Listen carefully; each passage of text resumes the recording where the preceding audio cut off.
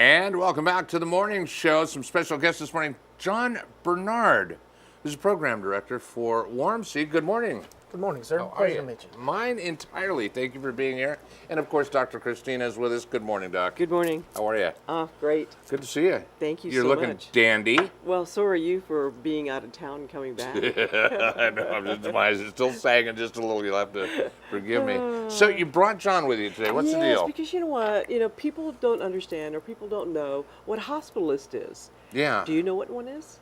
I know what a gunfighter is, a fighterist. Okay. But I don't know what a hospitalist And is. a lot of times when I say to a patient that a hospitalist is going to take care of them, they think I'm going to put them in hospice care, like cancer care. Right. Did And you they say don't understand. hospitalist or hospicist? Yes, really. What did you say? Hospitalist. Hospitalist. Right. Okay. Or some people call them intensivist.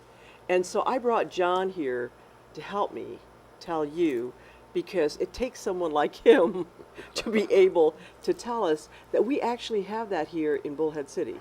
I mean, at Warmc, which is Western Arizona Medical Regional Right. Center. And so when patients go there and their doctors actually, for example, I don't even have to leave my office anymore because I know they're going to be taken care of by not only a certified doctor, but a doctor that actually does intensive care work, or a medical professional that does intensive care work. And then they notify us, those of us that are primary care, that are in our office. But let John explain that John, to you. it almost sounds by her description as you're kind of a traffic manager.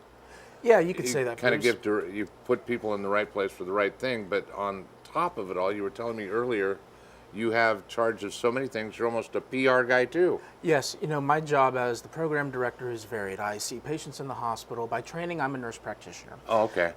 And as a hospitalist, as Dr. Christina mentioned, we do get that question a lot. And everybody does think I say, "Hi, I'm John from hospice," and I get this wide-eyed look of, "Oh my God, I'm dying." No, you're not dying.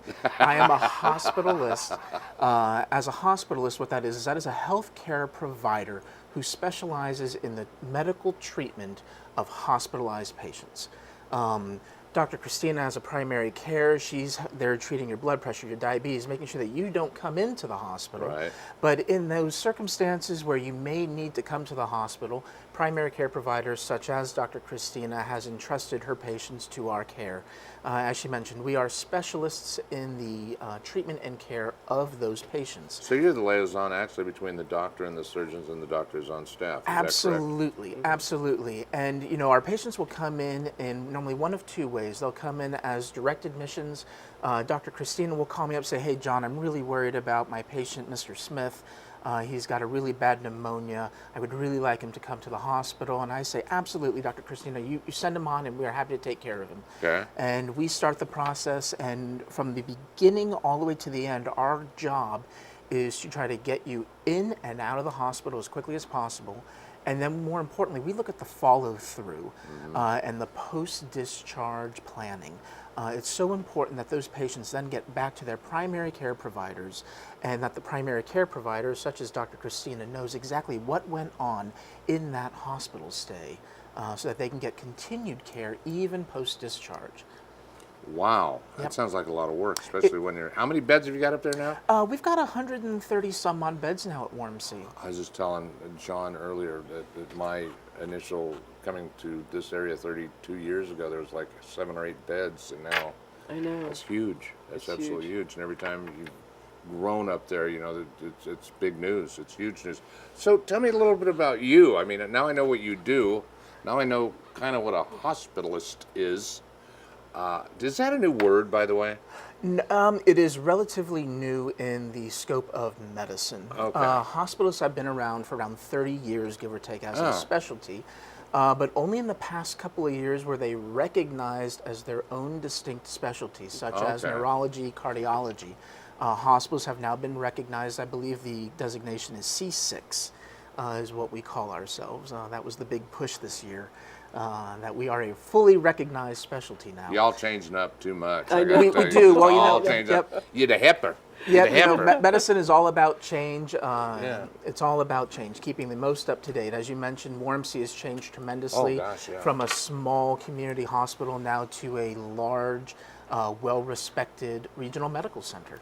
So you've been here for how long now? I've been here in Bullhead for a year and a half. Okay. I came out here back in February of 2006. I absolutely fell in love with Arizona. Yeah. I moved here from Atlanta, where I worked in some very large institutions, yeah. 1,200 bed, 900 bed, multi-block centers.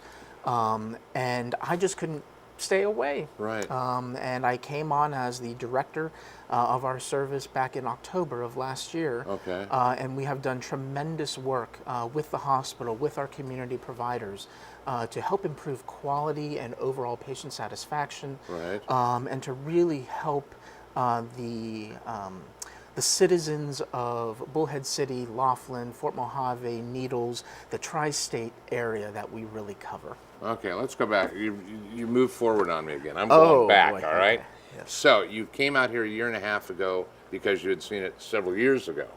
Yes. I thought it was pretty neat. You were out here Yes. on vacation? Yes, I came out to Arizona twice, actually. First, I came here in January and fell in love with the weather when I'm coming from very cold, snowy, icy Atlanta, Georgia, which most people don't realize. Right, you don't. And I see all the palm trees, and I'm in shorts and T-shirts, and I thought, wow, this is great. What time of year was it? This was January. That's how we trick them. Yep. Yep. And you know, then I came back about a year later in August. Yeah. To see what that was like, because I knew that Arizona got really hot. It's a little And it was 114 the day that I landed in Arizona, and I drove a good 1,500 miles in a week just in the state of Arizona, going everywhere from the Grand Canyon cool. to the Colorado, down to Tucson, to the Painted Desert. I drove everywhere and absolutely fell in love with the state. Yeah. Knew instantly then and there that I had to come out to Arizona. Well, is Atlanta area, is that your hometown? I mean, is that where you're originally from? No, that is not where I'm originally from. I was a military brat growing up. Okay. I was born in Germany, lived in Alaska as a kid, grew up in Alabama as a teenager. Wow. Went to the various colleges in Alabama, from the University of Alabama, Birmingham, where I did my graduate studies, to Auburn University, War Eagle, for my undergraduate studies. I worked in various ICUs. That's where my primary training was in intensive care. I did a fellowship at the University of Alabama, Birmingham in pulmonology, critical care, a year and a half fellowship.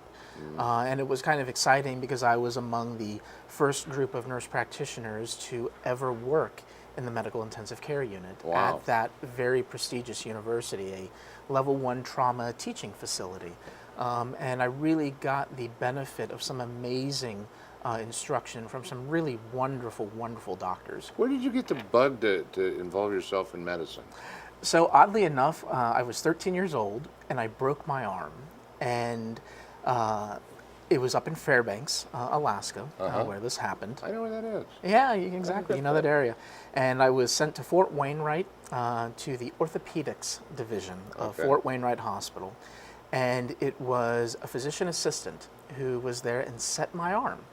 And I remember I was hurting a lot, and he made me not hurt anymore. And that was really kind of the catalyst. It was the pill, for crying out loud. It wasn't the Oh no, it was that shot, yeah. But you know, he made me feel better, and he was funny. He made me laugh. He made me not afraid anymore. Right. He helped me when I felt absolutely helpless, and that's really what doctors and nurse practitioners and PAs do, especially as a hospitalist. We really do help our patients when they feel helpless in their situation to get better, to Right. make them feel better, Right. not only physically but also emotionally and mentally. Yeah. So here you are. Here I am. You loving it? I love it. I absolutely Excellent. love it. I can't imagine doing anything else. Good. Well, I'm glad you're here. I'm happy. I did not know that there was someone at a hospital that provided that service. I really didn't. I mean, I thought once the doctor puts you in there, the only person you were going to see, or the only one that was going to worry about you, was your doctor. I had no idea that there was somebody else overseeing the entire thing to make sure that the management was what it should be. Yes, and there are still some physicians who prefer to see their own patients, and that's Absolutely. great because, you know, they know their patient. Dr. Christina knows her patients far better than I will ever know them. But the important point of all of this is there is a way for providers such as Dr. Christina to send her patients to a service that she knows and trusts, and to a hospital with a great reputation, with a lot of available services that can help the patients of this area. Well, it even provides her the opportunity to give better care. I mean, once Exactly. this is taken care of on this end, you know that Exactly. it's covered, but you go see your patients, but on the other side of the coin, you know, okay, everything's good. Now I can go on with other things. Well, and the other thing is the patients that are left in your office when you have to leave, and all of a sudden there could be 20, 30 patients over here that are waiting and seeking for your care, Yeah. and then all of a sudden I have to take care of this one, which was fine and dandy to do that, but knowing that there's a service where there's going to be a continuum, and also it's about the high quality of care. I think I always tell my patients, I treat you as if it was going to be me being treated, honestly. And so when I found out that the service was being provided by Warmc, I jumped on it, because to me and all the patients that I know that have been taken care of, and plus it's just a phone call away. I just talk to the hospitalist myself Right. if I need that extra thing, or sometimes they have called me up, which is really, really nice. And so I know that my patients are in the best of hands. Right. And it's just that coordination of care when they are in a foreign place, not at home, not in my office, but they're in a foreign, like, where am I in this hospital maze? And to be able to know that they actually have someone that's a liaison between me and their care and the hospitalist. It's awesome. Makes And far more effective. yes, absolutely. Excellent. Absolutely. Is there anything, by the way, our last discussion we had here on the morning show provided great comment, and I'm serious when I say great comment, from many people out there. Oh. You remember we were talking about the HPV and Yes. and the other things, and pap smears and things like that, and we got a couple really good comments on it, so thank you again for that. Oh, thank you. You're Very welcome. appreciative of that. That was good. Well, John, I wish you the best. Obviously, it's really not necessary. It sounds like you know what the heck you're doing. It also sounds like you've been here for a while and you're Yes, sir. acclimated, and welcome to the record-breaking heat this year. Yes, it's been interesting. Yeah. Oh, wait. We haven't really, I think, what was it, Sammy? 100 and a quarter? Was our high? Just 122. 122? Yeah. What was it a few years ago? 125 is the Official. official highest temperature ever in the state of Nevada in 1994, June 29th, Wow. 1994. Just Whoa. 3 days away from that record. Yeah. Goodness. That's a whole new level of hot. That's a whole new level of hell. John, thanks for being here, man. Thank you so much, sir. Good talking with you. See you again, I hope. Yes, I hope Stop so. back and see us. Okay. Absolutely. Doctor, thank you very much. Thank Appreciate you. it. Bye-bye. Ladies and gentlemen, thank you very much for joining us this morning. We appreciate it. We hope you've enjoyed the show. We will, of course, be back again tomorrow with open phone lines, so we expect you to be here. So until then, have yourselves a great day. Sammy, thank you. No problem. See you tomorrow. Chad, oh, he's over working on the other computer. Just wave, Chad. Wave, Chad. And, of course, Michaela on the cameras this morning. Thank you so much. Again, tomorrow. Until then, have a great day. Bye-bye.